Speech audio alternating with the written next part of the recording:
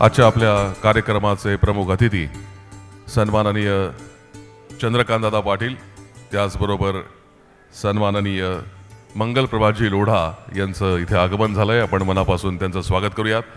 त्याचबरोबर सकाळ माध्यम समूहाचे संपादक सम्राट फडणीस यांनाही मी मंचावर येण्याची विनंती करतो. मंडळी, आज आपण खरं तर कॉफी टेबल बुकच्या प्रकाशन समारंभासाठी इथे उपस्थित आहोत. मात्र आपल्या सर्वांनाच माहिती आहे, अगदी काही दिवसांपूर्वीच राज्याचे माजी उपमुख्यमंत्री अजितदादा पवार यांचं अपघाती दुर्दैवी निधन झालं. त्याचबरोबर ज्या सभागृहात आपण आज उपस्थित आहोत त्या सभागृहाबरोबरच उद्योजक म्हणूनही आणि एक संवेदनशील व्यक्तिमत्व म्हणूनही ज्यांचं पुण्याला परिचय होता असे पुण्यभूषण नितीन रावजीभाई देसाई यांचंही दुःखद निधन झालंय. आपण या दोन्ही मान्यवरांना सुरुवातीला 2 मिनिटं शांत उभं राहून श्रद्धांजली अर्पण करूया आणि पुढच्या कार्यक्रमाला सुरुवात करूया.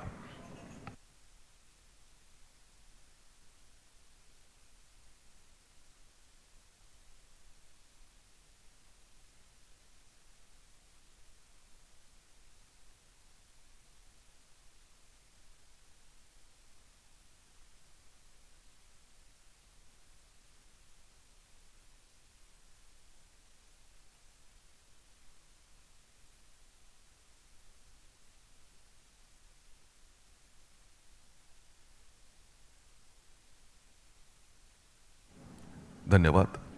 आजच्या कार्यक्रमाच्या माध्यमातून आपण सर्वच जण जाणतो की जैन बांधवांनी त्यांच्या उद्योगातनं, त्यांच्या कार्यातनं जो एक आदर्श निर्माण करून ठेवला आहे, अशा सर्व आदर्शांचा आज आपण इथे सन्मान करणार आहोत. सुरुवातीला आजच्या प्रमुख पाहुण्यांचं स्वागत करण्याची विनंती मी सकाळ माध्यम समूहाचे संपादक सम्राट फडणीस यांना करतो. सन्माननीय कौशल्य विकास, रोजगार आणि उद्योजकता विकास मंत्री मंगलप्रभात लोढा,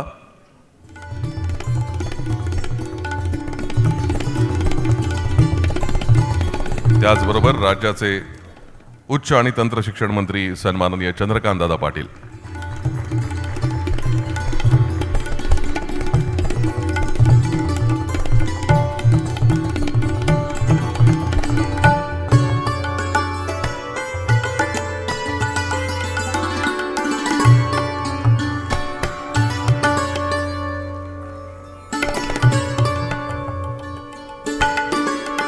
धन्यवाद सर. यानंतर मी सम्राट सरांना विनंती करतो की त्यांनी आजच्या कार्यक्रमाचं प्रास्ताविक करावं. नमस्कार. सगळ्यात आधी मी लोढा सर आणि दादांचं स्वागत करतो. दादांचं सकाळ, पुणे आणि कोल्हापूर असं तिन्ही नातं असतं, त्यामुळे दादा कुटुंबाचा भाग आहेत असं आम्ही मानतो. आणि त्यामुळे पाहुणे म्हणून स्वागत दादांचं करत नाही, पण एक कुटुंब प्रमुख इथं आल्याबद्दल सकाळच्या वतीनं स्वागत करतो. 2-3 मुद्दे दादा मला इथं आज या निमित्तानं सांगायचे आहेत आणि त्याच्यासाठी मला एक 5 मिनिटं अधिकचा वेळ मी सुरुवातीलाच केला होता की आम्ही का करतो आहे, अशा स्वरूपाची कॉफी टेबल बुक महाराष्ट्रभरात का करतो आहेत. आणि माझ्याकडे नेमका आकडा नाही आहे, पण आम्ही 55पेक्षा अधिक कॉफी टेबल बुक या आर्थिक वर्षामध्ये आत्तापर्यंत महाराष्ट्रभर प्रसिद्ध केलेले आहेत आणि त्याचा हा एक मोठा भाग आजच्या कार्यक्रमात पण आहे. वेगवेगळ्या घटकांना, समाज घटकांना त्या कॉफी टेबल बुकमध्ये आम्ही सामावून घेतो. आणि यशोगाथा असं त्याचं फक्त स्वरूप राहत नाही. लोकांना बऱ्याचदा असं म्हटलं जातं की आजच्या काळामध्ये समाजासमोर चांगले आदर्श नाही आहेत आणि ते सांगणारा वर्ग हा मोठ्या प्रमाणावर माध्यमांमध्ये असतो की आज जगात चांगलं चाललेलं नाही आहे, वाईट आहे. व्हॉट्सॲप फॉरवर्डवर येतं की हे तुम्हाला माहीत नाही, इतकं वाईट चाललेलं आहे जगात. अशा पार्श्वभूमीवर आपल्यामध्ये खूप मोठं काम करणारी लोक असतात. ते असे समोर येऊन सांगत नाहीत की मी मोठं काम केलेलं आहे, पण त्यांच्या कामाचा प्रभाव दशकानुदशकं समाजावर पडलेला असतो. त्यांच्या कामामुळं हजारो लोकांना रोजगार मिळालेला असतो, त्यांना दिशा मिळालेली असते आणि कुटुंब सावरलेली असतात.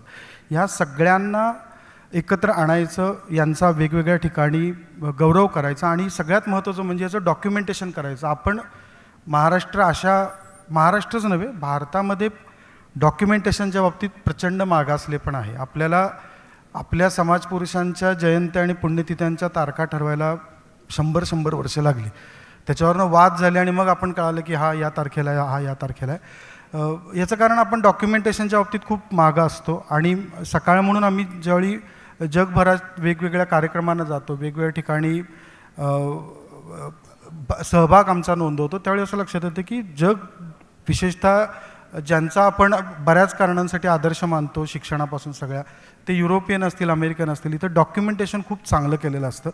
आणि ते डॉक्युमेंटेशन व्हावं असा कॉफी टेबल बुक प्रकल्पाचा सगळ्यात मोठा हेतू आहे. आणि मला सांगायला खूप अभिमान वाटतो की आपण अशा सभागृहात आहोत ज्या सभागृहामध्ये ते बघितल्यानंतर सगळ्यांच्या, म्हणजे तुमच्यापैकी अनेक जण इथं वारंवार आलेले पण असतील, पण ही कन्सेप्टपासून ज्यावेळी ही कन्सेप्ट आलेली होती की असं काही स्पोर्ट्स कॉम्प्लेक्स या भागामध्ये बीबीवाडीच्या उभं राहतं, त्यावेळी आश्चर्य वाटलेलं की असं काही इथं होणार नाही, कारण हा सगळा भाग दादांच्या मतदारसंघाकडे येतो की तिथं सगळ्यात मोठ्या प्रमाणावर अशा स्वरूपाचे हॉल आहेत, कॉम्प्लेक्स आहेत आणि क्लबसुद्धा आहेत.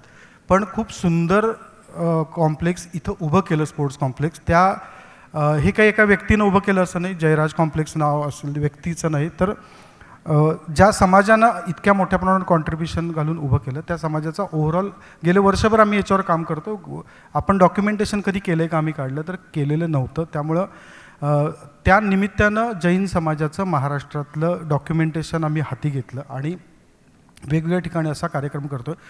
मी मूळ कोल्हापूरचा आहे आणि माझं घरापासून दक्षिण भारत जैन सभेचा मठ हा 50 मीटरवर आहे. म्हणजे पलीकडचं घर हे जैन समाजाचं सगळ्यात मोठं दक्षिण भारताचं सेंटर आहे. त्यामुळं एलाचार्य मुनी असतील, लक्ष्मीसेन महाराज असतील, आत्ताचे महाराज असतील, हे काय पद्धतीनं जगतात, हा समाज काय पद्धतीनं इतर समाजाकडे पाहतो, कॉन्ट्रीब्यूट करतो. आणि आपण देश संकल्पना आपण 47 पासून मानतो, पण या समाजानं 2000पेक्षा जास्त वर्षामध्ये काय पद्धतीनं भारतामध्ये योगदान दिलं, हा विलास संगवेंसारख्या माणसाकडनं शिकलेला भाग होता की ज्यांनी कोल्हापूरच्या शिवाजी विद्यापीठामध्ये जैन समाजाचं सगळ्यात मोठं संशोधन केलं आणि त्या सेंटरचं नाव शाहू संशोधन केंद्र असं होतं.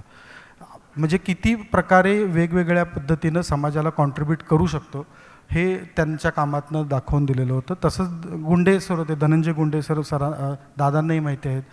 या लोकांचं कॉन्ट्रीब्युशन बघताना कायम असं लक्षात येतं की भारत ज्याला जोडला, भारत नावाची जी संकल्पना आहे, देश म्हणून जो जोडला जातो, तो जोडला जाणारा वर्ग हा एकाच ठिकाणी कधी नसतो, तो वेगवेगळ्या ठिकाणी असतो आणि तो समान पद्धतीनं काम करतो. त्यामुळे तुम्ही भारतात काश्मीरपासून कन्याकुमारीपर्यंत आपण कायम म्हणतो आणि गुजरातपासून मेघालयपर्यंत ह्या सगळीकडे कुठेही गेलात तरी तुम्हाला जैन समाजाचा माणूस उद्योग व्यवसायात दिसेल.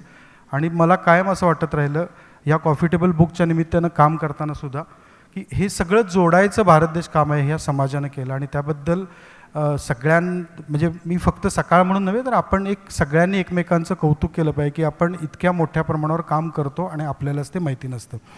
ह्या कॉफी टेबल बुकमध्ये आम्ही पुणे शहरातल्या यशोगाथांचा समावेश केलेला आहे.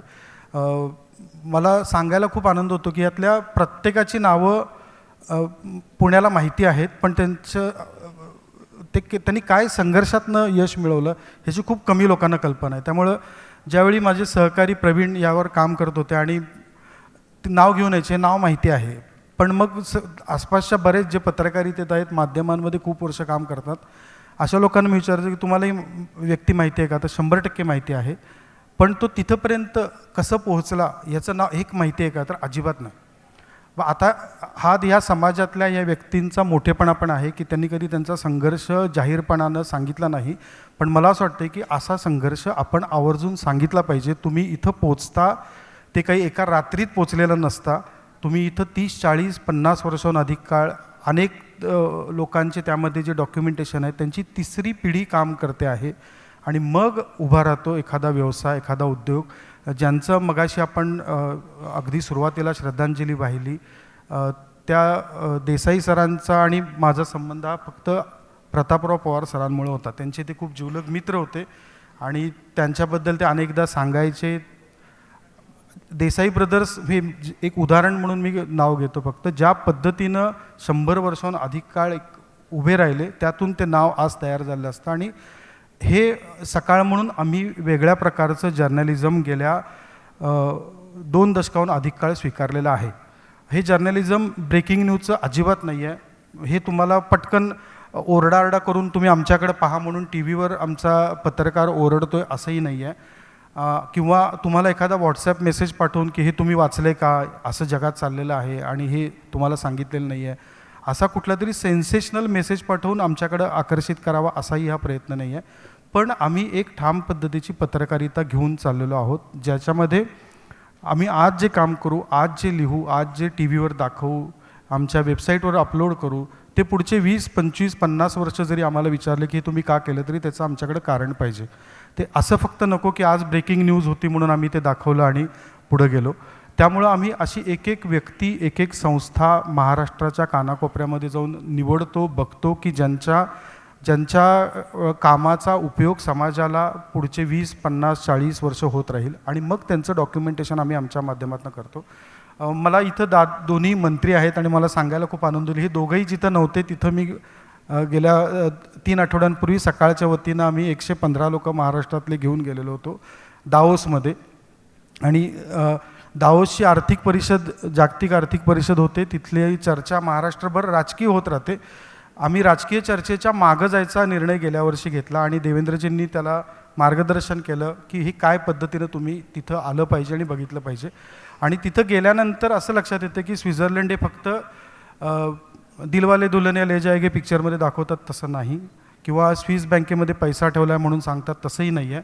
तिथं प्रचंड प्रेरणा घेऊन, ऊर्जा घेऊन आलेली लोकं असतात, ज्यांचा एकच उद्देश असतो की आपण डेव्हलप करायचा, विकास करायचा. आणि तो विकास म्हणजे व्यक्तिगत नव्हे, ते खूप मोठे प्लॅन घेऊन येतात आणि त्या प्लॅनचा तिथं प्रेझेंटेशन होतं, सादरीकरण होतं. आणि मग त्याच्यातून एखादी बातमी येते की महाराष्ट्रात इतक्या कोटींची गुंतवणूक आली, तितक्या कोटींची आली. ह्या राजकीय चर्चा आम्ही त्या गुंतवणुकीच्या ऐकलेल्या, पण त्या परिषदेमध्ये 3 दिवस महाराष्ट्रातल्या 125 लोकांना घेऊन फिरताना असं लक्षात आलं की आपण जगाच्या तुलनेनं खूप मागं आहोत. आपली प्रगती झालेली आहे, पण तरी पण आपल्याला खूप मोठा पल्ला अजून गाठायचा आहे. आणि तो पल्ला जर गाठायचा असेल तर म्हणजे जैन समाजाची रिप्लिका प्रत्येक ठिकाणी करावी लागेल. ही 125 लोकं जी आलेली आहेत तशी 2000 लोकं महाराष्ट्रात लागतील की जी प्रत्येक ठिकाणी जाऊन काम करतील. जैन समाजामध्ये जी उद्योजकता, रोजगार निर्माण करण्याची क्षमता आहे, तशी क्षमता महाराष्ट्रामध्ये लाखो लोकांमध्ये निर्माण करावी लागेल. आणि महाराष्ट्रामध्ये जर केली तर भारतामध्ये होईल, कारण भारताचं आर्थिक इंजिन महाराष्ट्र आहे. त्यामुळं आता हे सगळं आम्ही मांडणी करतो आहे, दावोसमध्ये सारख्या ठिकाणी जाऊन येतो आहे आणि त्यातून विचार असा करतो आहे की एक सरकार म्हणून एखादी भूमिका घेतलेली असती, मंत्री म्हणून एखादी भूमिका मांडतात आणि त्याच्यानंतर त्याच्यावर टीका टिप्पणी होते. सकाळ म्हणून आम्ही असा विचार सातत्यानं करतो आहे की याच्या पुढं जायचं, सरकारवर टीका करावी लागेल त्यावेळी करणं हा समाज त्या प्रक्रियेचा भाग असेल, पण एखादा बदल घडवून आणायचा असेल तर समाजाला बरोबर घेऊन, धोरणकर्त्यांना बरोबर घेऊन तो बदल घडवून आणायचा. आणि ह्या स्वरूपाची कॉफी टेबल बुक काढताना ती संकल्पना समोर राहते की तुम्ही वेगवेगळ्या ठिकाणी काम करणारे वेगवेगळे उद्योजक असता, तुम्ही या निमित्ताने एकत्र यावं, समाजाच्या, पुण्याच्या, महाराष्ट्राच्या, भारताच्या आणखी पुढं जाण्याचा विचार करावा. आणि त्यामध्ये धोरणकर्त्यांनी आपल्याला मार्गदर्शन करावं. त्यामध्ये दादा आहेत, मंगलप्रसादजी आहेत, यांनी मार्गदर्शन करावं, यांचा अनुभव शेअर करावा आणि एक चांगल्या पद्धतीनं महाराष्ट्र, भारत घडवण्यासाठी योगदान द्यावं. सकाळ म्हणून ही भूमिका मांडताना मला कायम आनंद होतो. महाराष्ट्राच्या वेगवेगळ्या ठिकाणी ही भूमिका मी मांडत असतो आणि त्याला मिळणारा प्रतिसाद खूप चांगला असतो. दादा, आम्ही कोल्हापुरात जाऊन ज्यावेळी कॉफी टेबल बुक काढतो किंवा नाशिकमध्ये एखादा कार्यक्रम वाढवण बंदराविषयी घेतो, त्यावेळी लोकांमध्ये खूप उत्सुकता असते की हे वाढवण बंदर काय आहे हे आम्हालाच माहिती नाही, आम्हाला कसा फायदा होणार आहे. मग जळगाव, धुळ्यासारख्या ठिकाणी सकाळ तिथल्या उद्योजकांना एकत्र करतं आणि सांगतं की हे जोशी आहेत जे आत्ता वाढवण बंदराचे प्रमुख म्हणून काम करत आहेत आणि पुढच्या 10 वर्षांमध्ये तिथं काय होणार आहे. पुण्यामध्ये गेल्या महिन्यापूर्वी एक कार्यक्रम झालेला, तो राजकीय मुलाखत होती देवेंद्रजींची. त्याच्यामध्ये त्यांनी एक शब्द वापरलेला की जो 20 वर्ष पुढचं बघू शकतो तो नेता आहे. आणि मला सांगायला खूप आनंद वाटतो की सकाळमध्ये काम करणारे अभिजित पवार सरांच्या नेतृत्वाखाली जी लोकं आम्ही काम करतो ते आम्हाला 20च वर्ष नाही, पुढची 50 वर्ष काय चाललेले बघायला लावतात. त्यामुळं ह्या कॉफी टेबल बुकमध्ये डॉक्युमेंटेशन झालेलं आहे. प्रत्येक व्यक्ती पुढचे 50 वर्ष उद्योग, सामाजिक क्षेत्रात खूप मोठं योगदान देईल अशी आम्हाला खात्री वाटते. त्यांची निवड त्यासाठीच आम्ही आवर्जून केलेली आहे. मी सकाळच्या वतीनं इथे आलेल्या प्रत्येकाचं पुन्हा एकदा स्वागत करतो.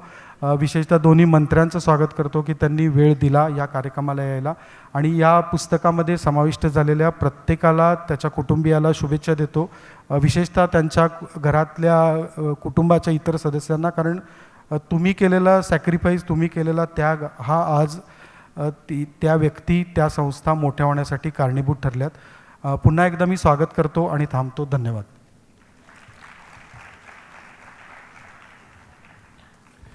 धन्यवाद सर.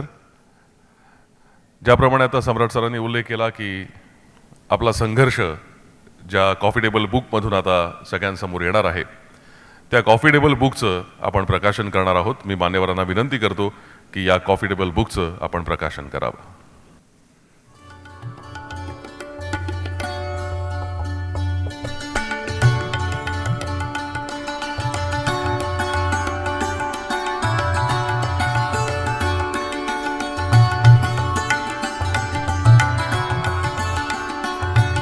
आजपासून आपली ही यशोगाथा येणाऱ्या अनेक पिढ्यांना मार्गदर्शन करणारी ठरणार आहे. या कॉफी टेबल बुकच्या माध्यमातून आपला हा सर्व खडतर प्रवास, आपला संघर्ष सर्वांसमोर आला आहे. यानंतर मी विनंती करतो राज्याचे कौशल्य विकास, रोजगार आणि उद्योजकता विकास मंत्री सन्माननीय मंगलप्रभात लोढा यांना की त्यांनी आपलं मनोगत व्यक्त करावं. महाराष्ट्राचे आराध्य देव छत्रपती शिवाजी महाराजांना वंदन करून, भारतरत्न डॉक्टर बाबासाहेब आंबेडकरांना वंदन करून माझ्या बोलणं सुरू करू. यापूर्वी आपले सर्वांचे लाडले माझे वरिष्ठ माननीय अजितदादा पवारांना श्रद्धांजली अर्पित करतो. आजचे हा कार्यक्रमचे मुख्य अतिथी आणि ज्यांचे हस्ते आज अनावरण झाला असे आमचे सर्वांचे ज्येष्ठ चंद्रकांत दादा पाटील, उच्च व शिक्षण मंत्री, पालकमंत्री असो की नसो पण पुण्याचे पालक श्री सम्राट फडणवीसजी, संपादक सकाल, श्री सिद्धार्थ मलवतकरजी, पुणे युनिट हेड, श्री धनेंद्र विजलेजी, व्रत संपादक, माझे मित्र ज्यांचे निमंत्रण किंवा आदेशावर मी इथं आलो असे मल्टीमीडिया सकाळचे संपादक अंकित काणेजी, इथे मोठी संख्येमध्ये जमलेले माझे बंधू भगिनींनो, भाषण देने के लिए खड़ा हुआ तो चंद्रकांत दादा ने टॉन्ट किया या सजेशन किया, मुझे पता नहीं, कि थोड़ा मारवाड़ी में भी बोलना, पर मुझे नहीं मालूम कि वो बोलने के बाद में कल सकाल में क्या छपेगा और मुझे उसका मुंबई में जाके राज ठाकरे साहब को क्या जवाब देना पड़ेगा.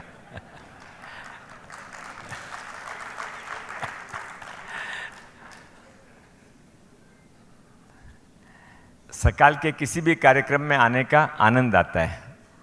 वैसे तो जैसे कहावत है कि राक्षस की जान तोते की गर्दन में, वैसे राजनीतिज्ञों की जान पत्रकारिता में रहती है.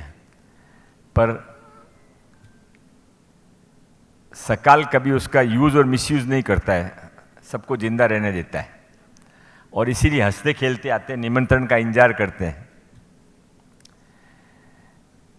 सकाल का इतिहास, सकाल की यशोगाथा जब भी लिखी जाएगी तो उसमें बहुत सारी बातें लिखी जाएगी. प्रताप सिंह जी पंवार से तो मेरा बहुत ज़्यादा संबंध नहीं आया, पर अभिजीत जी से मेरा जो संबंध आया, तो जब जब मिलता हूँ तो जाने के बाद सोचता रहता हूँ कि ये पत्रकार हैं, सामाजिक कार्यकर्ता हैं, आध्यात्मिक व्यक्ति हैं, या तीनों का मिक्स हैं.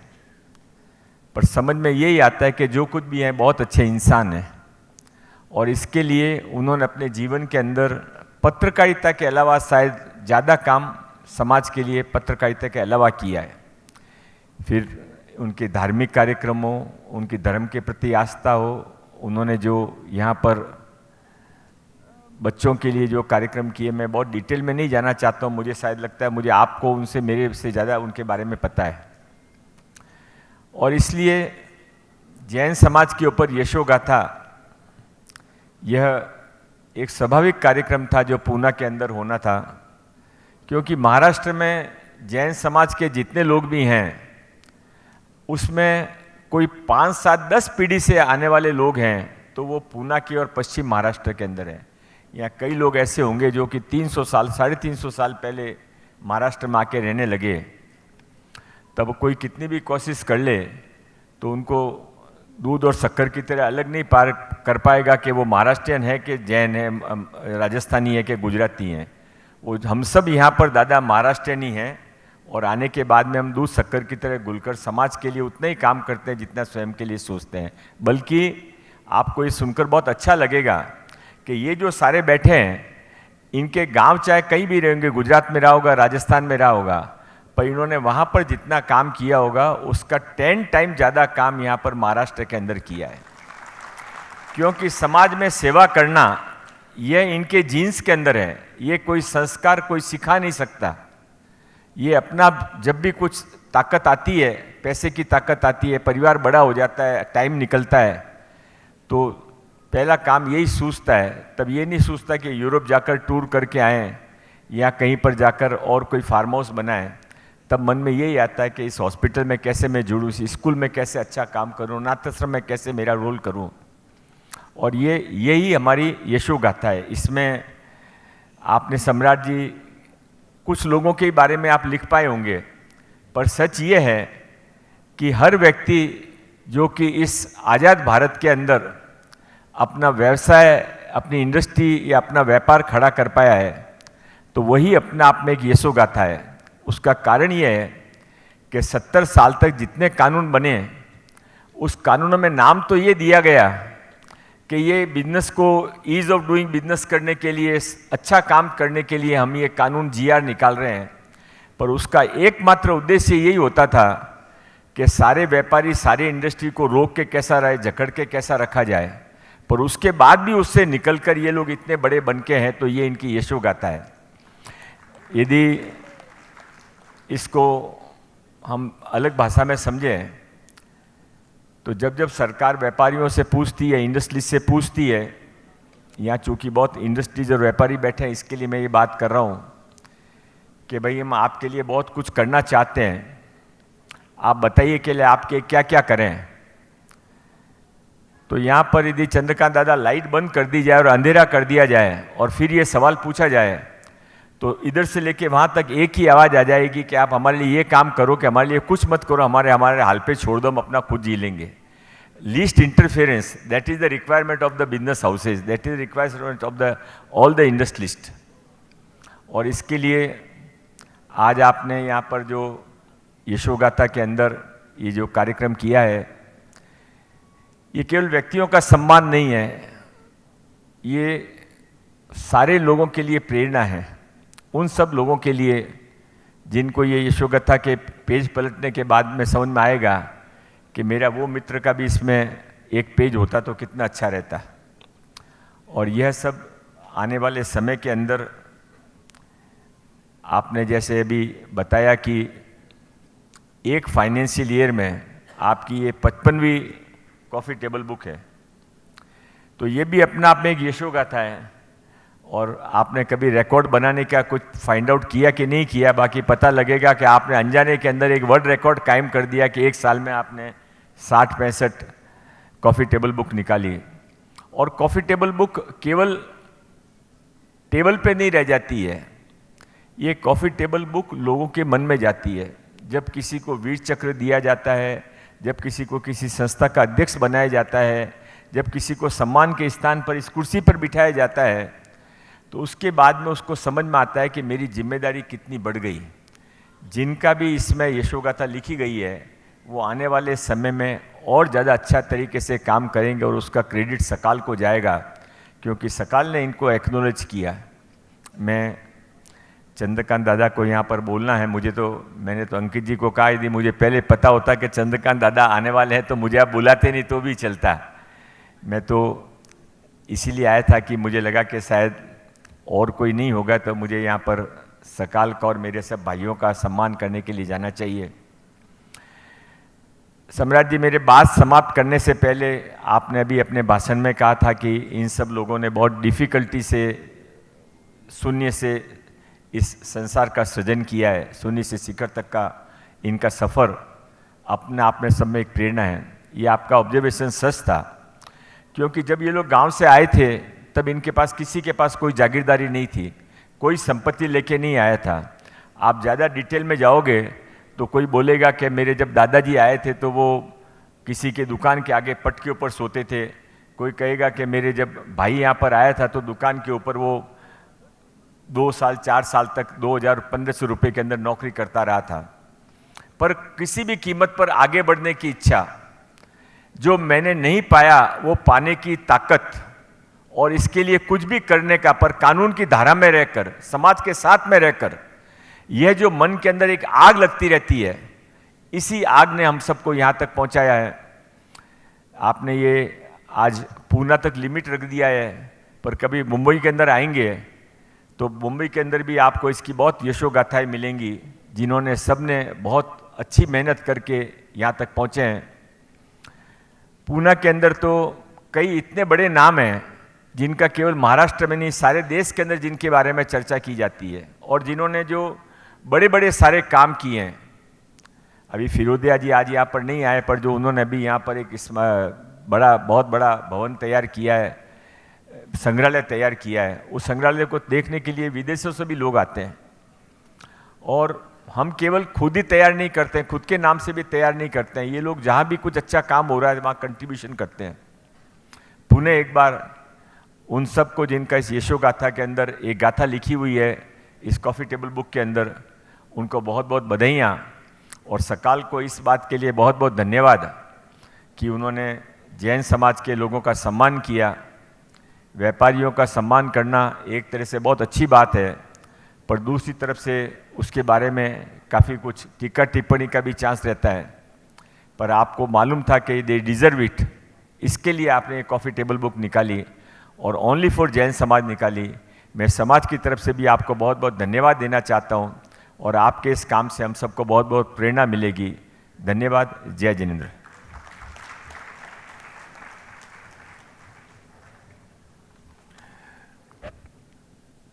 धन्यवाद मंगल प्रभातजी. आणि यानंतर आपण कॉफी टेबल बुक वितरणाला सुरुवात करतोय. माझी विनंती आहे, जेव्हा आपण मंचावरती कॉफी टेबल स्वीकारायला याल त्यावेळेला आपण या बाजूनी वरती यायचं आहे आणि मी जिथे उभा आहे त्या बाजूनी स्टेजच्या खाली उतरायचं आहे, जेणेकरून आपल्या व्हिडिओग्राफर्सना व्हिडिओ शूट करताना सोपं पडेल. सुरुवातीला मी विनंती करतो सन्माननीय मंत्री मंगल प्रभातजी लोढा यांना की आपण या यशोगाथांचे जे खरे शिलेदार आहेत त्यांचा सन्मान करावा. सुदर्शन विमल बाफना. श्री सुदर्शनजी बाफना आणि सौ विमल बाफना यांनी उद्योग, समाजसेवा आणि शिक्षण या त्रिसूत्रीवर जीवनाचा आदर्श निर्माण केला. सुदर्शनजींनी लहान वयातच उद्योजकतेची दिशा निवडून HGBS बाफना कॉपच्या माध्यमातून रिअल इस्टेट, हॉस्पिटॅलिटी आणि तंत्रज्ञान क्षेत्रात मोठं साम्राज्य उभारलं. त्यांच्या पाठीशी पत्नी विमलजींचं सातत्यपूर्ण प्रोत्साहन होतं. विमलजींनी शिक्षण, स्त्री सक्षमीकरण आणि पर्यावरण या क्षेत्रात उल्लेखनीय कार्य केलं असून समाजातील हजारो लोकांना प्रेरणा दिली.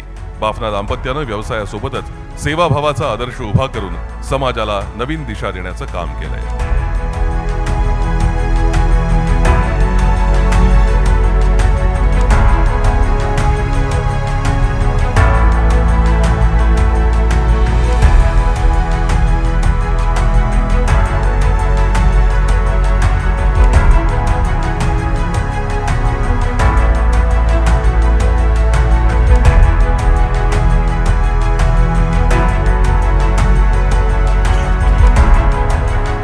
डॉक्टर राजेश शहा.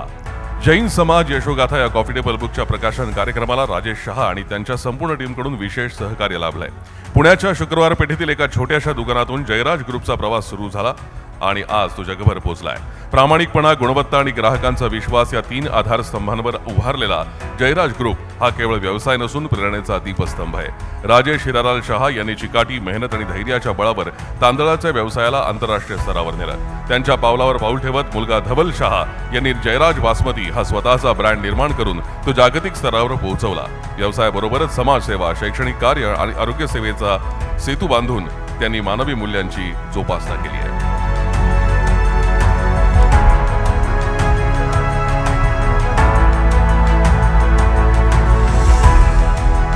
सुजय शहा. भवानी पेठेतल्या वडिलोपार्जित हवेलीच्या अंगणात सुजय शहा यांचे वडील उदय बाबू यांनी महती इलेक्ट्रिक्सची बीज रोवली. ॲल्युमिनियम चोक तयार करण्यापासून सुरू झालेला हा प्रवास पुढे अवजड ट्रान्सफॉर्मरची निर्मिती आणि अनेक देशात निर्यात, देशभर महत्त्वाचे जलविद्युत प्रकल्प उभारणं, गुंतागुंतीच्या तांत्रिक समस्यांवर व्यवहार्य उपाय शोधणं अशा अनेक टप्प्यातून सुरू आहे. या सर्व प्रवासामुळे महतीला देशात आणि परदेशात नावलौकिक आणि आदर प्राप्त झालाय. नैनेशभाई नंदू. उपजीविकेसाठी आवश्यक असलेलं शिक्षण जरूर घ्या, पण त्याचबरोबर कलेशी नातं जोडलं तर जीवन अधिक अर्थपूर्ण होतं, असा जीवनाचा गूढार्थ सांगणारे पु ल देशपांडे यांचं वचन ज्यांनी प्रत्यक्ष आयुष्यात उतरवलं त्यापैकी एक नाव म्हणजे नैनेशभाई मुलजीभाई नंदू. आवडीला व्यावसायिक ध्येय बनवत फर्निचर आणि इंटेरियर डिझाईन क्षेत्रात नवनवीन कीर्तिमान स्थापन करणाऱ्या उद्योजकाचा हा प्रवास केवळ व्यवसायापुरता मर्यादित राहिला नाही, तर तो समाजसेवा आणि जीवन मूल्यांचा संदेशही देणारा ठरला. राजेंद्र शहा. राजेंद्रभाई शहा यांच्या प्रवासाचा हा प्रामाणिकपणा, परिश्रम आणि समाजाप्रती असलेली निष्ठा हाच वारसा आहे. वडील दयाभाई शहा यांनी 1950 मध्ये पुण्यात कापड व्यवसायाची पायाभरणी केली, ज्यातून पुढे हिंद साडी सेंटर आणि सावंत डिपार्टमेंटल स्टोअर ते हिंद क्रिएशन उभं राहिलं. ग्राहकांचा विश्वास आणि गुणवत्तेला प्राधान्य देत शहा परिवारानं व्यवसाय अधिक बळकट केला. त्याचबरोबर गुजराती समाज मंडळ, गुजरात भवन आणि पुणे हॉस्पिटल सारख्या उपक्रमातून समाजासाठी मोठं योगदान दिलं. आज तिसरी पिढी हा वारसा पुढे नेत असून शहा परिवार प्रामाणिक व्यवहार आणि दानशूर वृत्तीमुळे समाजात आदर्श ठरतोय. राजश्री पारख. स्पष्ट विचार, आत्मविश्वास आणि कार्यनिष्ठा यांच्या आधारे घडलेलं व्यक्तिमत्व म्हणजे श्रीमती राजश्री सुनीलजी पारख. उद्योजक घराण्यात जन्म आणि पारख कुटुंबाशी जुळलेलं नातं त्यांनी त्यांच्या जीवन प्रवासाला व्यावसायिक वारसा दिला. हिरा ब्रँडच्या माध्यमातून भारतापासून सिंगापूर, लंडन आणि ऑस्ट्रेलियापर्यंत विस्तारलेला व्यवसाय ही त्यांच्या कुटुंबाची ओळख ठरतीये. मात्र आर्थिक यशासोबतच समाजसेवेची कास धरून त्यांनी स्वतःच्या जीवनाला नवा आयाम दिला. प्रत्येक स्त्रीमध्ये अद्भुत शक्ती असते, फक्त तिला ती ओळखण्याची गरज आहे, हे वाक्य राजश्री पारख यांच्या जीवनाबाबत सार्थ ठरतं.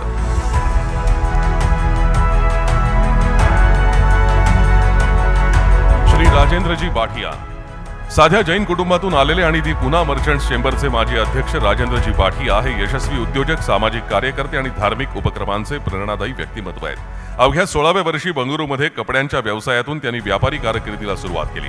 पुढे पुण्यात तांदळाच्या व्यापारात उल्लेखनीय यश मिळवलं.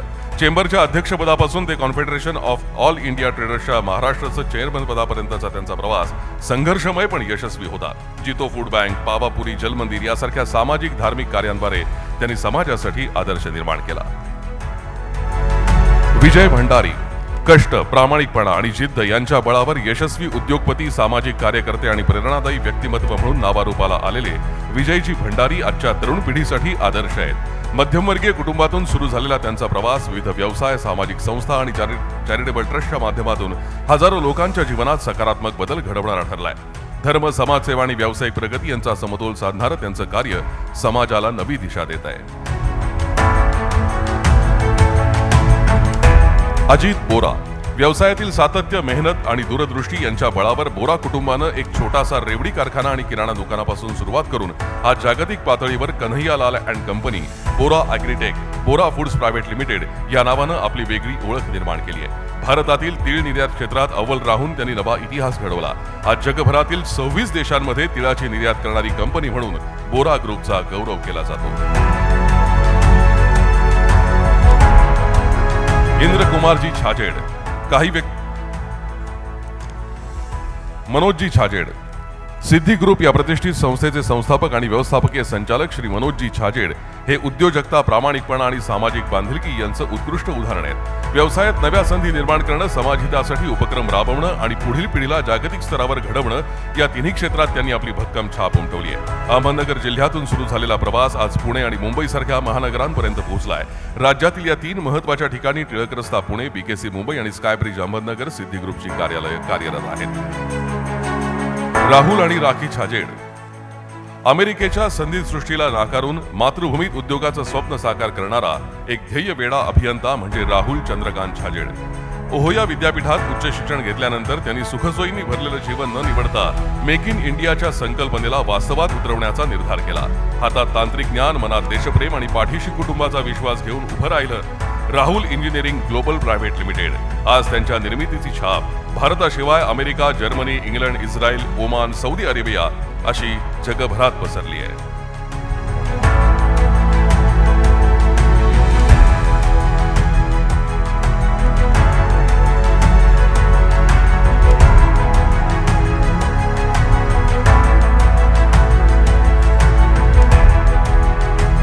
नितीन चोरडिया. कष्ट, चिकाटी आणि आईच्या आशीर्वादावर उभं राहिलेलं यश हे कायम टिकणारं असतं. अशाच यशाची कहाणी म्हणजे चोरडिया कुटुंबाची जीवनगाथा. 60च्या दशकात वडगाव दर्या या छोट्याशा गावातून सुरू झालेला हा प्रवास आज पुणे शहरात व्यापारी, बांधकाम आणि सामाजिक क्षेत्रात वेगळं स्थान निर्माण करणारा ठरलाय. साध्या परिस्थितीतून प्रवास सुरू करून आई सक्करबाई आणि वडील अलमचंदजी यांच्या आशीर्वादानं 3 भावंडांनी गणेश, विलास आणि नितीन यांनी उद्योग, व्यवसाय आणि सामाजिक कार्याचा भक्कम पाया घातला. आज शगुन कॉर्पोरेशन, चोरडिया इन्फ्रास्ट्रक्चर आणि विविध व्यावसायिक उपक्रमांद्वारे हे कुटुंब फक्त आर्थिक यश नव्हे तर संस्कार, प्रामाणिकपणा आणि लोकसहभाग यांची शिदोरीही पुढे नेत आहे.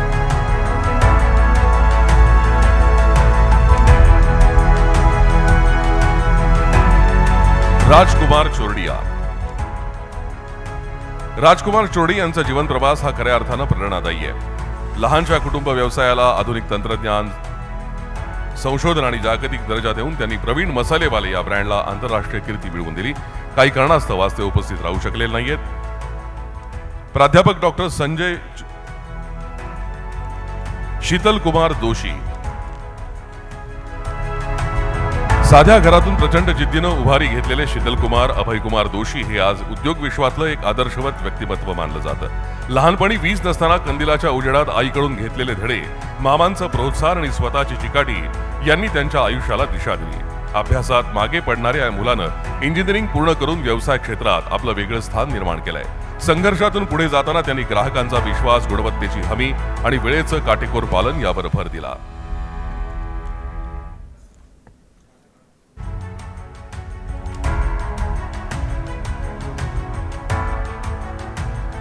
डॉक्टर मिलिंद दुगड. पुण्यातील स्त्री आरोग्य क्षेत्रात गेली 3 दशकं एक नाव अत्यंत आदरानं घेतलं जातं ते म्हणजे डॉक्टर मिलिंद दुगड. प्रसूती आणि स्त्रीरोग तज्ज्ञ म्हणून त्यांचा लौकिक फक्त पुण्यातच नाही तर राज्यभर पसरलाय. डॉक्टरकी म्हणजे केवळ व्यवसाय नाही तर रुग्णसेवा हा एक जीवनधर्म आहे हे त्यांनी आपल्या कार्यातून सिद्ध केलंय. अत्याधुनिक वैद्यकशास्त्राचं ज्ञान, तंत्रज्ञानाचा अचूक वापर आणि त्याबरोबरच सेवाभाव, प्रामाणिकपणा आणि सामाजिक जाणीव या सर्वांचा सुंदर संगम म्हणजेच डॉक्टर मिलिंद दुगड.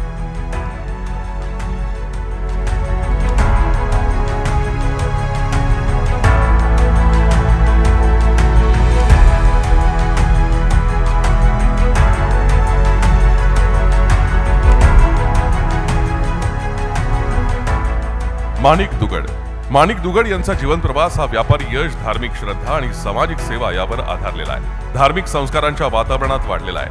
व्यवसायात वडिलांकडून शिकलेली प्रामाणिकता, पत्नीचा अखंड सहवास लाभलेले माणिकजी यांनी व्यापारासह सामाजिक जबाबदारीही जपली. चातुर्मास आयोजन, रक्तदान शिबिर, आरोग्य तपासणी अशा उपक्रमातून त्यांनी समाजात सेवा आणि एकात्मतेची भावना दृढ केली. साधेपणा आणि निस्वार्थ वृत्तीनं कार्य करणारे माणिकजी व्यापारी क्षेत्रात विश्वासार्ह व्यक्तिमत्व ठरले.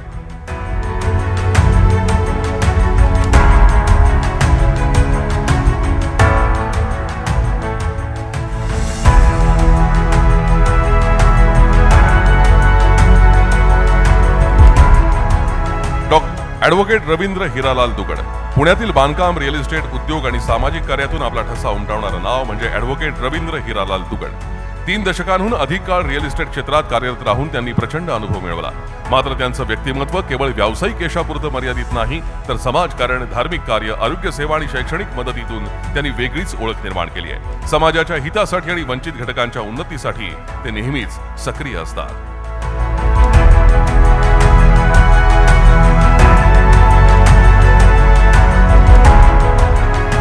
धरमचंद फुलफगर.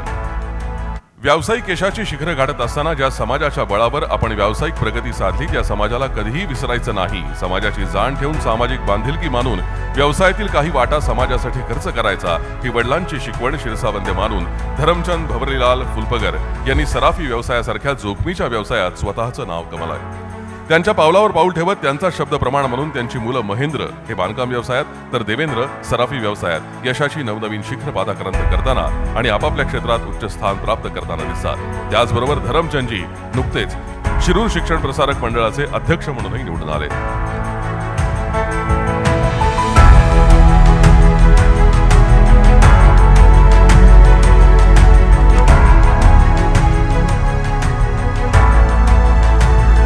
राजेश आणि नितीन गांधी. 90च्या दशकात पुणेकरांना प्रथमच जैन पद्धतीनं तयार केलेल्या टोमॅटो केचप आणि सॉसेसची चव चाखवणारे गांधी कुटुंब आज जागतिक बाजारपेठेत आपला ठसा उमटवत आहे. आई रेणुका यांच्या स्वयंपाकघरातून सुरू झालेला छोटासा व्यवसाय वडील भारत यांच्या मार्गदर्शनानं आणि 2 भावंडांच्या जिद्दीनं आणि संपूर्ण परिवाराच्या मेहनतीनं उंच शिखर गाठतोय. अपयशातून शिकत प्रत्येक टप्प्यावर नवी दिशा शोधत त्यांनी सुरभी आणि विन या ब्रँडला शुद्धतेचं आणि विश्वासाचं प्रतीक बनवलं. त्याचबरोबर स्थानिक शेतकऱ्यांना आधार, पर्यावरणपूरक धोरणं आणि आंतरराष्ट्रीय दर्जा या बळावर आदिनाथ ॲग्रो आज जगभर पोहोचलंय. आदिनाथ ॲग्रो म्हणजे धैर्य, चिकाटी आणि कधीही न थांबण्याच्या जिद्दीचं उदाहरण.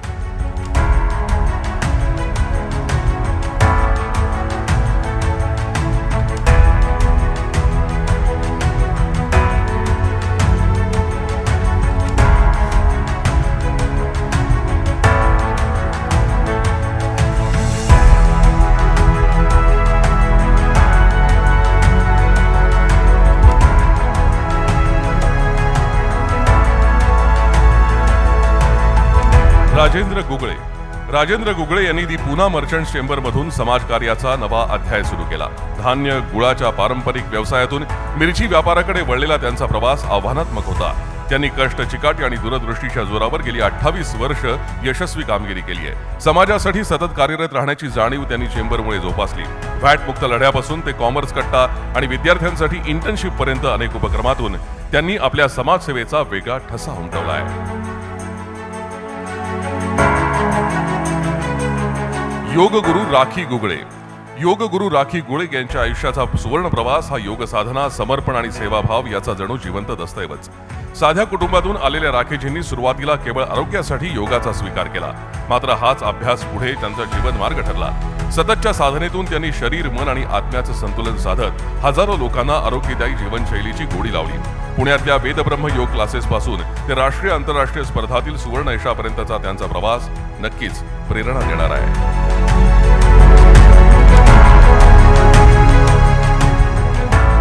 अचल जैन.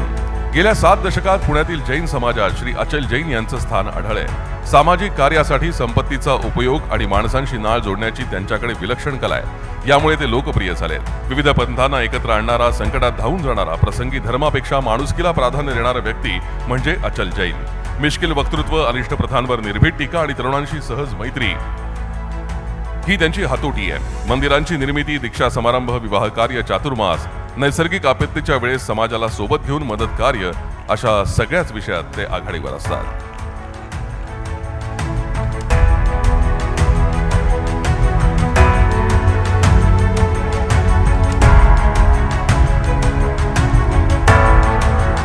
विशाल जैन.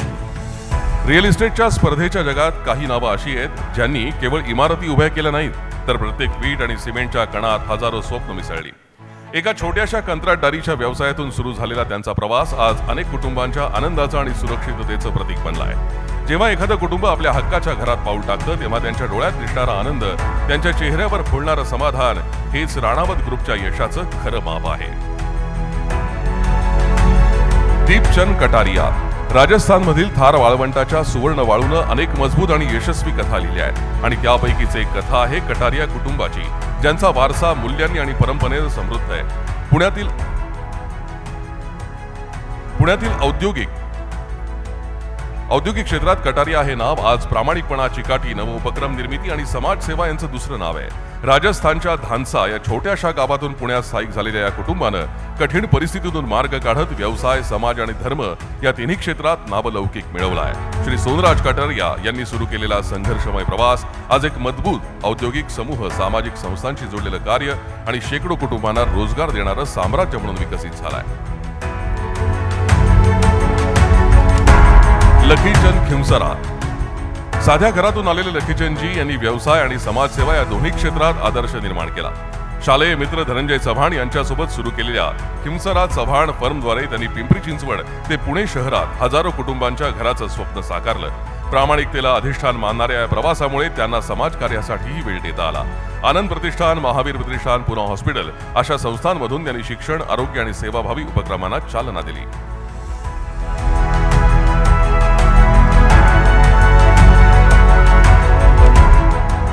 यानंतर मी सन्माननीय मंत्री महोदय मंगलप्रभात लोढाजी यांना पुढच्या कार्यक्रमासाठी त्यांना जायचं असल्यानं त्यांचे मनापासून आभार मानतो. त्यांनी त्यांच्या अतिशय व्यग्र कार्यक्रमातनं वेळ काढत आज सकाळच्या प्रेमापोटी इथे उपस्थिती दर्शवली, त्याबद्दल त्यांचे मनापासून आभार. मंडळी, यानंतर मी विनंती करणार आहे राज्याचे उच्च आणि तंत्र शिक्षण मंत्री सन्माननीय चंद्रकांतदादा पाटील यांना की त्यांनी आपल्याला मार्गदर्शन करावं.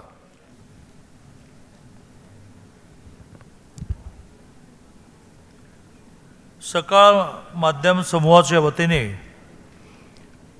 सुरुवातीला सम्राट फडणीस आणि संपादक सकाळ माध्यम समूहाच्या संपादकांनी आपल्याला हे स्पष्टच केलं आहे की हा पहिला कार्यक्रम नाही.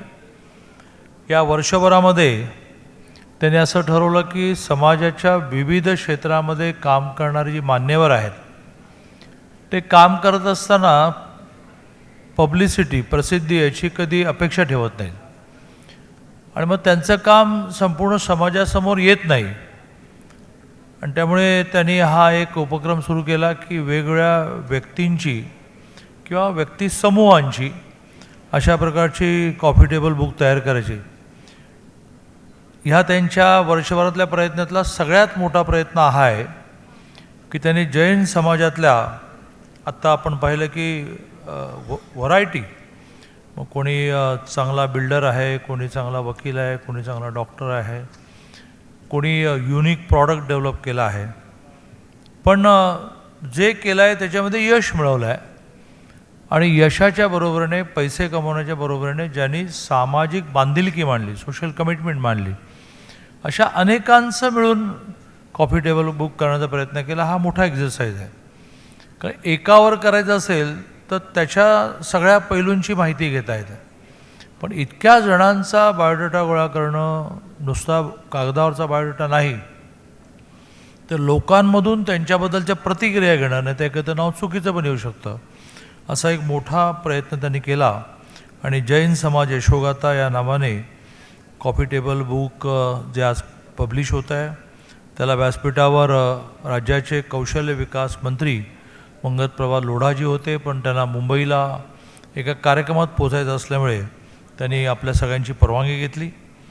व्यासपीठावर सम्राट फडणीस जे आहे, जे सकाळ माध्यम समूहाचे संपादक आहेत, सकाळचे दोन आणखीन खंदे नेते की जे अशा सगळ्या गोष्टींना लीड करत असतात, अंकित काणे आणि धनंजय बिजले, आणि ज्यांचा सन्मान झाला, ज्यांचं कॉफी टेबल बुकमध्ये खूप चांगला परिचय छापला गेलेला आहे, असे सगळे मान्यवर बंधू आणि भगिनींनो. माझ्या आधी सम्राटजींनी पण मांडणी केली आहे आणि मंगलप्रभातांनी मांडणी केली आहे की जैन समाज हा कितीतरी वर्ष, म्हणजे काही काही जणांना तर आठवणार पण नाही, इतक्या पिढ्यांपासून महाराष्ट्रातल्या वेगवेगळ्या शहरामध्ये व्यवसायाच्या निमित्ताने आला आणि करता करता आपला मूळ विचार न सोडता, हे त्यातलं वैशिष्ट्य आहे. आपला मूळ विचार काय, तर व्यवसाय सचोटीने करणं, जैन पंथ जो आहे त्या पंथाची जी काही तत्त्व आहेत, मग प्रामुख्याने अहिंसा आहे, नम्रता आहे, सादगी आहे आणि सगळ्यात म्हणजे सेवा आहे, या आपल्या मूळ तत्त्वांना तिलांजली न देता, त्याला डायल्यूट न करता, त्याला पातळ न करता वर्षानुवर्ष ही सगळी मंडळी आपापल्या शहरामध्ये स्थिरावली आणि समाजातल्या सगळ्यांना वेगवेगळ्या प्रकाराने ती आधार निर्माण झाली. मग कोणाला नोकरी मिळाली, कोणाला त्यांच्या सेवा संस्थेमधून सेवा मिळाली, कोणाला वेगवेगळ्या प्रकारचं नेतृत्व मिळालं. असा एक माझ्या आधीच्या दोन्ही वक्त्यांनी उल्लेख केल्याप्रमाणे हा समाज तिथल्या एकूण जनजीवनाशी पूर्णपणे समरस झाला. वेगळं बेट करून कधी राहिले नाही. वेगळ्या कॉलन्या काही ठिकाणी असतील, पण संपूर्ण समाजामध्ये वेगवेगळ्या ठिकाणी राहणं, वेगवेगळ्या ठिकाणी व्यवसाय करणं त्या शहरामधल्या सगळ्यांना आपल्या व्यवसायाचा फायदा मिळेल असा प्रयत्न करणं असं जैन समाजाचं राहिलं आहे. आणि ते पुण्यामध्ये सुद्धा एक समाजाचं म्हणून एक वैशिष्ट्य, एक आकर्षण आणि एक प्रभाव राहिला आहे. तर मी सगळ्या यामध्ये ज्यांचे ज्यांचे उल्लेख झालेले आहेत त्या सगळ्यांचं अभिनंदन करतो. आणि ज्याचा उल्लेख मंगलप्रभाजींनी केला की तुम्हाला तुमच्या व्यक्तिगत जीवनामध्ये वेगवेगळ्या ठिकाणचे पुरस्कार मिळण्यासाठी, सगळ्यात महत्त्वाचं म्हणजे लोकांना तुमची माहिती होण्यासाठी या कॉफी टेबल बुकचा नक्की उपयोग होईल. त्यामुळे मी सकाळ समूहाचे खूप मनापासून आभार मानेन, खूप मनापासून अभिनंदन करेन. एक मुद्दा मांडून मी माझं बोलणं संपवेन की जसं वेगवेगळ्या व्यवसायाच्या क्षेत्रामध्ये जैन समाज स्थिरावला, तसं आगामी काळामध्ये संपूर्ण जगाची गरज लक्षात घेऊन काही नवीन नवीन विषयांमध्ये जाण्याची आवश्यकता निर्माण झालेली आहे की ज्याच्यामध्ये व्यवसायही आहे, पैसे कमवणंही आहे आणि काही ना काही परिवर्तन, काही ना काही बेसिक सोल्युशन आहे. उदाहरण दिलं की विषय कळतो. या ठिकाणी रघुनाथ माशेलकर राहतात, जे जगातले फार मोठे सायंटिस्ट मानले जातात. हळद या विषयाचं पेटंट हे भारताला मिळवण्यात त्यांचा मोठा वाटा आणि एकूण 54 डॉक्टरेट त्यांना मिळाल्या. म्हणजे देशातलं तर माजी राष्ट्रपती अब्दुल कलामांनंतरचं हे मोठं नाव आहे आणि जगातही 83 PhD असा उच्चांक असेल त्यानंतर डायरेक्ट रघुनाथ माशेलकरांचं नाव येतं. त्यांनी एक उपक्रम गेली काही वर्ष चालवला की अशा प्रकारची समाजाला उपयोग पडणारी जी संशोधनं होतील, त्या संशोधनाचं प्रॉडक्ट होईल, तो प्रॉडक्ट मार्केटमध्ये आणण्यासाठी मदत करायची आणि त्याला पुरस्कार द्यायचा आईच्या नावाने. एखादं इन्स्ट्रुमेंट सांगायचं झालं तर साधारणतः 10 पैकी 9 लोकांना शुगर आहेच आणि दर 3 महिन्याने ब्लड काढून टेस्टिंग आहे. तर कितीही आपण सहनशील असलो तरी दर 3 महिन्याने तो दिवस आला की म्हणजे काय तर ब्लड काढणार. तर एका तरुणाने एक इन्स्ट्रुमेंट असं शोधलं की ज्यात ब्लड न काढतासुद्धा आपल्याला ब्लड शुगर टेस्ट करता येईल. केवळ आणि केवळ आपण जसं ऑक्सिजन टेस्टिंगसाठी कोविडमध्ये एक इन्स्ट्रुमेंट आपल्याकडे आलं, तसं हे इन्स्ट्रुमेंट आहे. ज्या इन्स्ट्रुमेंटला आपल्या बोटामध्ये घातल्यानंतर स्क्रीनवर आपली शुगर येते, ब्लड न काढतासुद्धा. आता हे खूपच मोठा शोध आहे की ज्या शोधामध्ये 26 वर्षाच्या एका तरुणाने हा शोध लावला, तर त्याला तर जगभर मान्यता मिळाल्यामुळे खूप पैसे मिळणारच आहेत, रॉयल्टी मिळणार आहे, कोणीतरी त्याचा प्रॉडक्ट हा टेक ओव्हर करणार आहे. पण सर्वसामान्य शुगर असणाऱ्या अनेकांना रिलीफ मिळाला की आता ब्लड काढून द्यायची आवश्यकता नाही. मला असं वाटतं की अशा काही प्रॉडक्ट, कारण बऱ्याच वेळेला काय होतं की व्यावसायिक, मी स्वतः एक छोटा व्यावसायिक आहे, राजकारणी असलो तरीसुद्धा नितीनजीने आम्हा सगळ्यांना हा मंत्र दिलेला आहे की राजकारणी माणसाला स्वतःचा काही व्यवसाय पाहिजे. अदरवाईज लोक काय म्हणतात की राजकारणातून ह्याचं घर चालतं. तसं माझा एक छोटा व्यवसाय, टेलिकॉमची कंपनी आहे, वायरलेसमध्ये आमची मोनोपॉली आहे. अनेक राज्य मला माझ्या कंपनीला नेटवरून शोधतात आणि त्यामुळे आपण आपला परंपरागत व्यवसाय नॉर्मली सोडायला तयार नसतो. काही नवीन करायचं तर नवीन झगझग निर्माण होणार.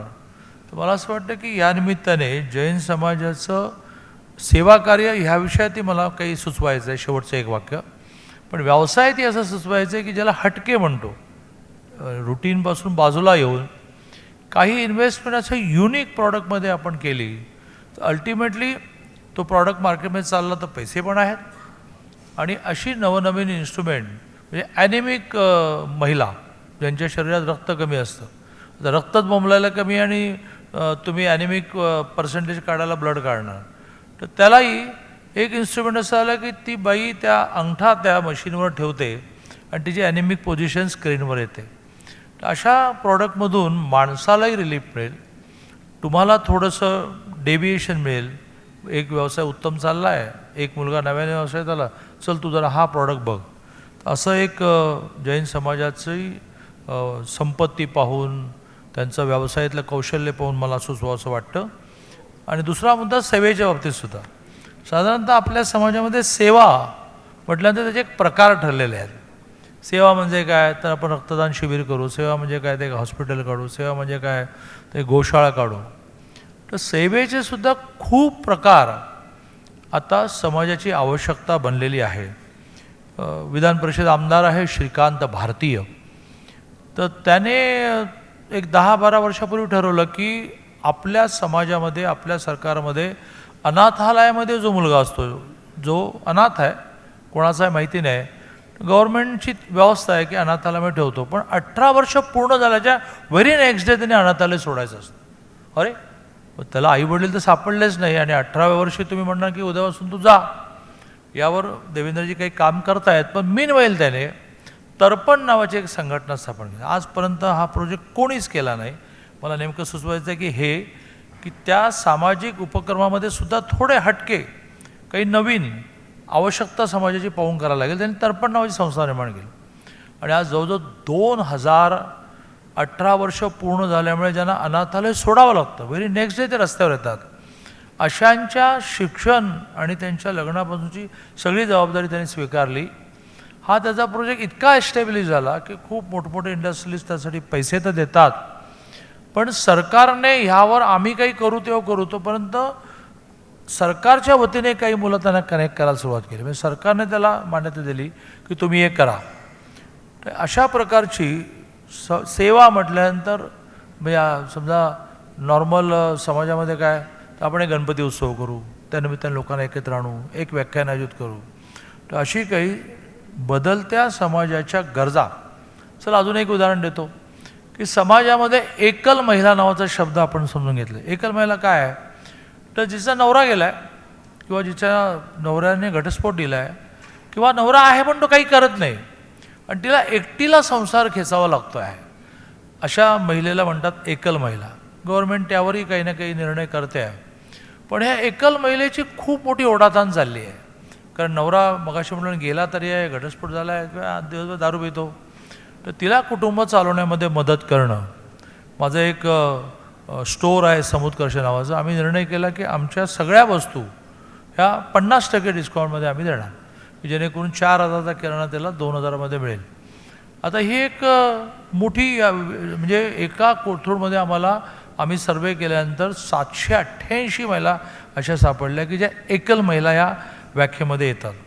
आणि म्हणून एका बाजूने व्यवसायाची स्वरूपही बदलावी लागतील, एका बाजूने सामाजिक कामाची पण स्वरूपं बदलावी लागतील. असं भरपूर करणाऱ्या तुम्हाला, शेवटी करणाऱ्यालाच सांगतो आपण, जो न करणारा आहे हे क्या पडी आहे आपणा आपणा देखो, त्याला कोण सांगणार. तर माझ्यासमोर अशी मंडळी बसलेली आहेत की ज्या सगळ्यांच्या ॲन्युअल टर्नओव्हरची टोटल ही 1,00,000 कोटी किमान होईल. बरोबर ना? जास्तच होईल ना, मी जरा कमीच सांगतोय. कारण एक म्हणजे मी बसल्या मोजलं की यांचे किती, तर 1,00,000 कोटीपेक्षा जास्त टर्नओव्हर आहे अशी मंडळी ती बसलेली आहे. देशामध्ये 10 राज्य असे आहेत की ज्यांचं ॲन्युअल बजेट पण 1,00,000 कोटी नाही आहे. तुमचा बिझनेसच 1,00,000 कोटी आहे. तर तुम्हालाच सांगणार की तुम्ही काही चांगलं काम करा. तुम्ही पुन्हा एकदा सकाळचं अभिनंदन, आपलं अभिनंदन, खूप शुभेच्छा.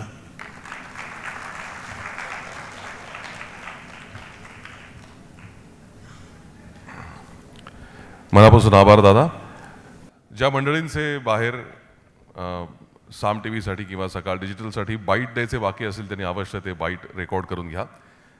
त्याचबरोबर आजच्या कार्यक्रमाला प्रकाश धारीवाल येणार होते, मात्र काही अपरिहार्य कारणास्तव ते आज येऊ शकलेले नाही आहेत. या पुढचा वितरण समारंभ आपण सुरू करूयात. मी सन्माननीय चंद्रकांत दादांना विनंती करतो की त्यांनी यापुढे आपल्या जैन बांधवांनी ज्यांनी आपली स्वतःची यशोगाथा लिहिली आहे त्यांना सन्मानित करावं. इंद्रकुमारजी छाजेड.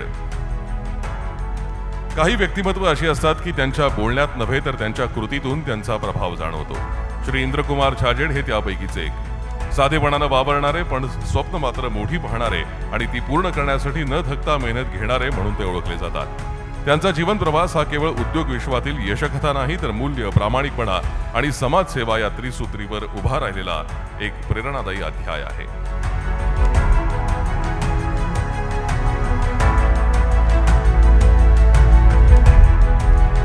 प्राध्यापक डॉक्टर संजय चोरडिया, पुणे हे वैविध्यपूर्ण शिक्षणाचं आधुनिक केंद्र म्हणून ओळखलं जातं. याच पुण्यनगरीत 1999 मध्ये प्राध्यापक डॉक्टर संजय चोरडिया यांच्या दूरदृष्टीतून सूर्यदत्त एज्युकेशन फाउंडेशनची स्थापना झाली. एनरिचिंग करिअर्स, एनहान्सिंग लाईव्ह्स या तत्वज्ञानावर आधारित ही संस्था आज जागतिक दर्जाचं शिक्षण देते. 1 लाखांहून अधिक आजी माजी विद्यार्थी देश विदेशात शिक्षण घेऊन आपलं यशस्वी करिअर घडवून गेलेत. सर्व विद्यार्थ्यांना दिलं जाणारं आजीवन सदस्यत्व आणि अल्युमिनी पोर्टलमुळे विद्यार्थी आणि संस्था यांच्यातलं नातं सदैव जिवंत राहतं.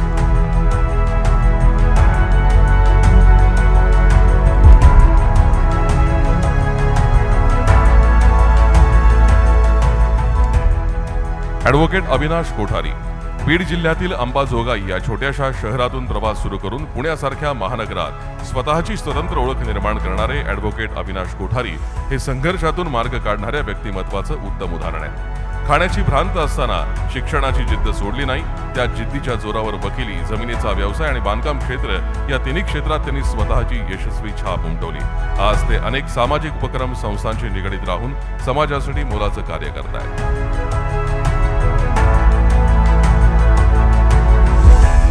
विजयकांत कोठारी विजयकांत कोठारी यांचा जीवन प्रवास म्हणजे कर्तृत्व, त्याग आणि सेवाभाव यांचा आदर्श आहे. वडिलांच्या प्रामाणिकपणाचा वारसा स्वीकारत त्यांनी उद्योग क्षेत्रात नवे आयाम निर्माण केले आणि नंतर समाजसेवेची दिशा निवडली. महावीर प्रतिष्ठान, आनंद ऋषीजी ब्लड बँक, सिद्धाचलम ट्रस्ट, आनंद प्रतिष्ठान अशा अनेक संस्थांच्या माध्यमातून त्यांनी हजारो जीवांना आशेचा किरण दाखवला. शिक्षण, आरोग्य, रोजगार, संस्कार आणि पर्यावरण या सर्व क्षेत्रात त्यांचं योगदान समाजासाठी वरदान ठरलं. निस्वार्थ सेवा आणि मूल्यनिष्ठ कार्यानं त्यांनी नव्या पिढीला एक आदर्श घालून दिला आहे. त्यांचा जीवन प्रवास खऱ्या अर्थानं सत्यनिष्ठा, करुणा आणि समाज उन्नतीचा प्रेरणास्त्रोत ठरला आहे.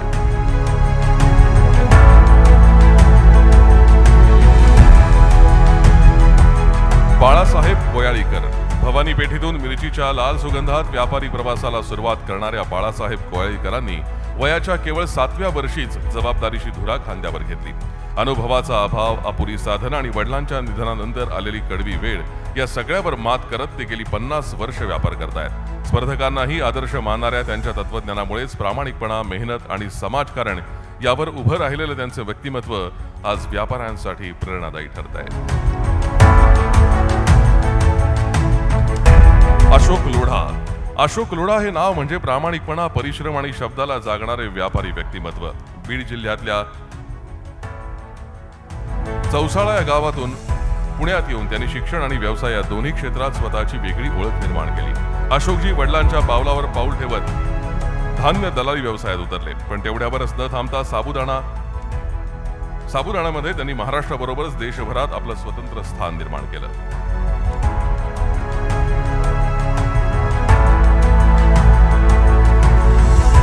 सुभाष लोढा अहिल्यानगर जिल्ह्यातल्या हिंगणगाव या छोट्या खेड्यातून पुण्यासारख्या महानगरापर्यंत सुभाष लोढा यांचा प्रवास हा कष्ट, चिकाटी आणि प्रामाणिक प्रयत्नांचा आदर्श आहे. मात्र यशाच्या शिखरावर पोहोचतानाही त्यांनी आपल्या कुटुंबाकडून आणि वडिलांकडून मिळालेली समाजसेवेची शिकवण कधीच सोडली नाही. अजय मेहता आजच्या आधुनिक जगात माहिती हीच खरी संपत्ती मानली जाते. व्यवसाय, उद्योग किंवा रायकुमार नहार विश्वास, सचोटी आणि ग्राहकांशी असलेलं घट्ट नातं याच्या आधारावर खाद्यतेल क्षेत्रातील MM नहार या व्यवसायाला भरभराटीला नेणारं, पारंपरिकतेला आधुनिकतेची जोड देणार आणि संगणकाचा वापर अकाउंटिंगमध्ये करणारं शहरातले पहिले व्यापारी म्हणून ओळखले जाणारे व्यक्तिमत्व म्हणजे रायकुमार नहार. वडिलांकडून मिळालेली प्रामाणिकतेची शिकवण आणि स्वतःचा दूरदृष्टीपूर्ण दृष्टिकोन यामुळे त्यांनी ट्रेडिंग सोबतच डिस्ट्रीब्युशन क्षेत्रात भक्कम स्थान निर्माण केलंय. राजेश नहार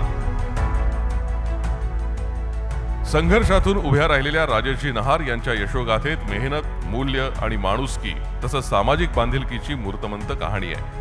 गुळाच्या पारंपरिक व्यवसायातून अपंग भावांना रोजगार मिळावा या भावनेतून सुरू झालेला सनराज प्रिंट पॅक इंडस्ट्री हा प्रवास आज देशभरातल्या प्रसिद्ध रेनबो नोटबुक ब्रँडपर्यंत पोहोचलाय. कष्ट, आईच्या आशीर्वादाची ताकद आणि कुटुंबाच्या एकतेनं नहार परिवारानं केवळ उद्योग नव्हे तर सामाजिक ऐक्याचं साम्राज्य निर्माण केलंय.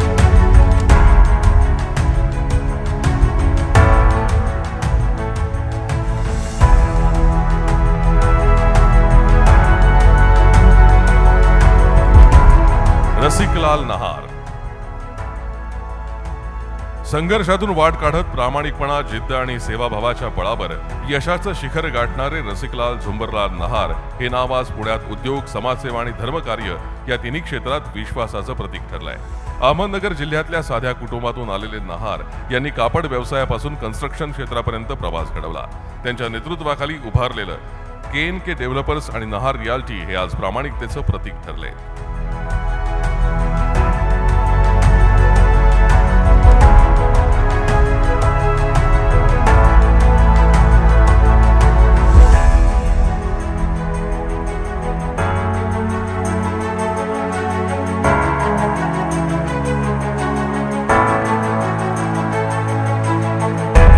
सुनील व सचिन नहार.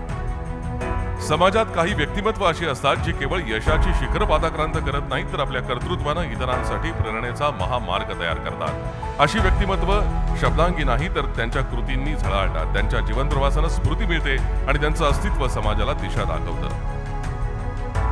ज्यांनी कष्टाच्या मातीतून स्वप्नांचं गगनचुंबी इंद्रधनुष्य साकारलं. समाजभूषण आणि रेनबो हाऊसिंगचे शिल्पकार श्री सुनील नहार यांची ही यशोगाथा.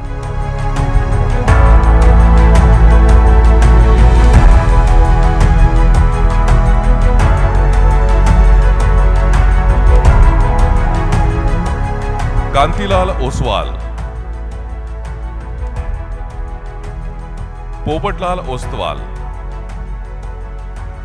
साधारण पार्श्वभूमीतून सुरुवात करून समाज, व्यापार आणि शैक्षणिक क्षेत्रात मोठं नाव मिळवणाऱ्या पोपटलाल ओस्तवाल यांची जीवन कहाणी खरंच प्रेरणादायी आहे. किराणा दुकानाच्या लहानशा व्यवसायातून सुरुवात करून त्यांनी होलसेल व्यापार, कन्स्ट्रक्शन, सप्लाय आणि प्रॉपर्टी या क्षेत्रात स्वतःची मजबूत छाप निर्माण केली आहे. मात्र त्यांचा प्रवास फक्त व्यवसायापुरता मर्यादित नाही. त्यांनी व्यापारी, समाज आणि शैक्षणिक क्षेत्र या तिन्ही आघाड्यांवर उल्लेखनीय कार्य केलंय.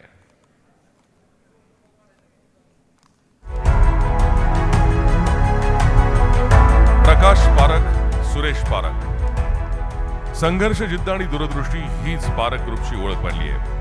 हरक्षण पारख यांनी एका छोट्याशा व्यापारातून रुजवलेली बीज आज तिसऱ्या पिढीपर्यंत फुलली आहेत. जागतिक स्तरावर झळकतायत. सम्राट पीठ आणि जेमिनी तेल यांनी ग्राहकांचा विश्वास जिंकला आणि आधुनिक तंत्रज्ञान आणि जागतिक भागीदारीमुळे व्यवसायाला नवी दिशा मिळाली.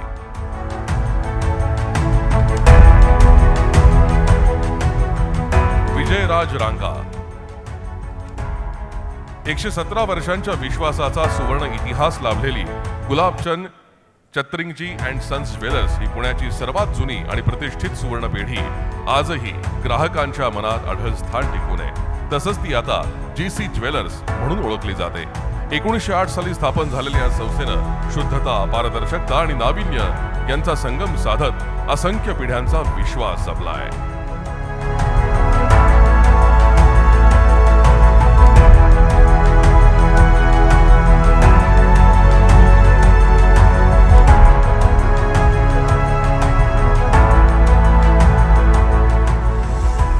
या सर्व सोहळ्यानंतर आपल्याला एक ग्रुप फोटो घ्यायचा आहे आणि त्यानंतर स्नेहभोजनाचाही आस्वाद आपल्याला घ्यायचा आहे. यानंतर आपण सन्मानित करतोय दिनेश राठोड. प्रत्येक यशस्वी उद्योजकाच्या प्रवासात संघर्ष, अपयश आणि नव्यानं उभं राहण्याची ताकद लपलेली असते. पुण्यातील जयवंत ग्रुपचे संस्थापक दिनेश राठोड यांनी 2007 मध्ये सुरू केलेल्या व्यवसायानं रिअल इस्टेट, प्लॉटिंग, वेअरहाऊसिंग सोबत शेती, डेअरी, अन्न प्रक्रिया, हायड्रोपोनिक्स, आरोग्यम, इव्हेंट्स, एंटरटेनमेंट अशा विविध क्षेत्रात भक्कम पाया रोवलाय. आज आलेतूर परफ्यूम, 3D प्रिंटिंग, कन्स्ट्रक्शन आणि UAE बांधकाम क्षेत्रात प्रवेश करण्याचा निश्चय करून जयवंत ग्रुपला जागतिक मंचावर पोहोचवलाय.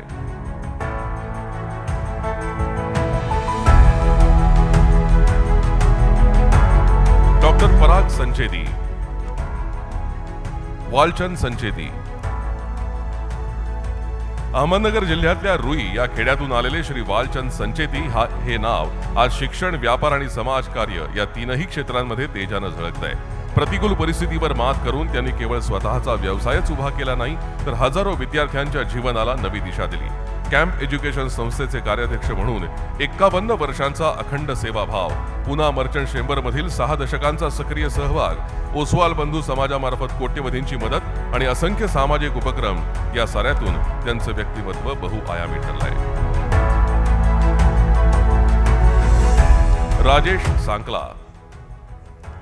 राजेशजी सांकला हे सिद्धिविनायक ग्रुपचे संस्थापक, यशस्वी उद्योगपती आणि सामाजिक कार्यकर्ते म्हणून प्रसिद्ध आहेत. मिठाच्या व्यापारातून बांधकाम व्यवसायात पाऊल टाकत त्यांनी 15,000हून अधिक कुटुंबांना स्वतःच्या घराचं स्वप्न पूर्ण करून दिलं. श्रीमंत दगडूशेठ हलवाई गणपती मंदिराच्या बांधकामात त्यांनी महत्वाची भूमिका बजावली. अनेक सामाजिक, शैक्षणिक आणि धार्मिक संस्थेत ते कार्यरत आहेत. 37 वर्षांच्या अनुभवातून 1.5 कोटी चौरस फूट क्षेत्र विकसित करत त्यांनी सिद्धिविनायक ग्रुपला गुणवत्तेचा, विश्वासाचा आणि प्रामाणिकतेचा ब्रँड बनवलाय.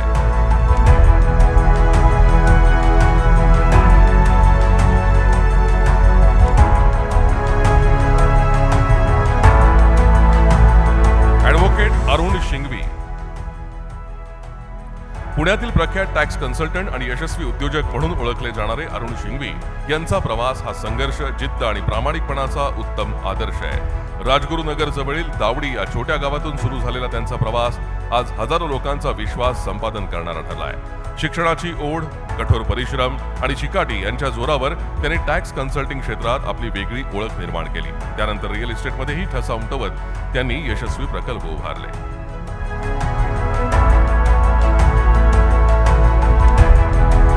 मंडळी, यानंतर आजचा हा जो सगळा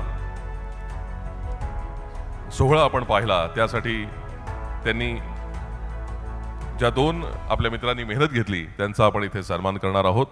प्रवीण डोके आणि सौरव कुलकर्णी यांना मी मंचावर येण्याची विनंती करतो. त्यांनी हे सगळं जुळवून आणलं आणि त्यामुळेच आज एक प्रकारे कॉफी टेबल बुकच्या माध्यमातून ही माहिती संकलित होऊ शकली. प्रवीण डोके आणि सौरव कुलकर्णी.